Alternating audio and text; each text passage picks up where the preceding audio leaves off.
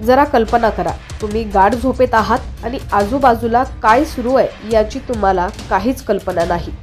तितक्यात तुमच्या उशीजवळ एक मोठा किंग कोब्रा बसला आहे हे कळालं तर मग तुमची काय अवस्था असेल याचा विचार करूनही तुम्ही थरथर कापाल. पण हे प्रत्यक्षात घडलंय.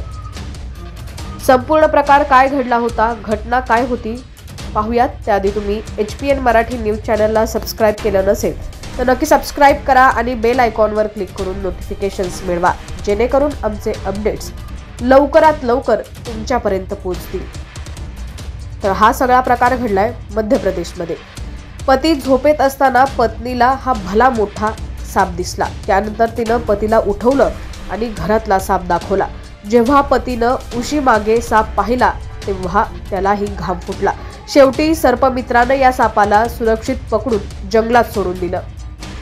दरम्यान सर्पमित्र यांनी याचं कारण देखील सांगितलंय. थंडीच्या दिवसात आपण अनेकदा काळजी घेतली पाहिजे. रात्री शेतात जाताना टॉर्चचा वापर करा.